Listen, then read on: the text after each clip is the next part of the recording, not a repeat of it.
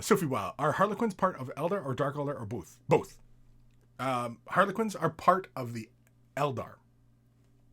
They are neither Craftworld Eldar or Dark Eldar or Exodites or Corsairs.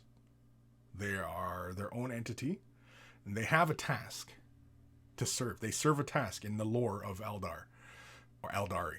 And yeah. Now, how they replenish their ranks, it could be all the other Eldar. So Harlequin could come from Dark Eldar, could come from Craftworld Eldar, could come from Exodite Eldar, could come from Corsair Eldar. Now, Exodite Eldar are just basically backward primitive or primitive living like Eldar.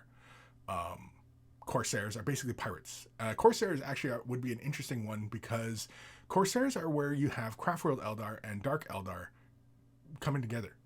And they work together because they're Eldar, right? Eldar, even though Dark Eldar are weirdos compared to Craftworld Eldar, who are super repressed, they come together and they work, and they still see each other as kin, right?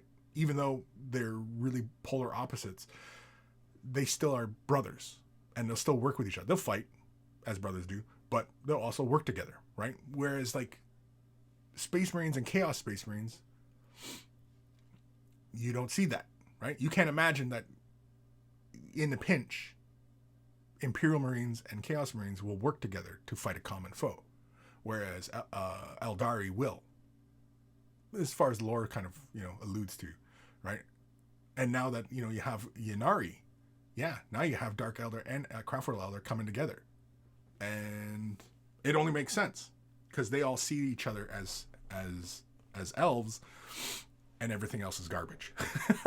Basically, the Eldar perspective. Yeah, you got pointy ears. Yeah, you're in. Everything else is scum. It's peasants. It's plebs.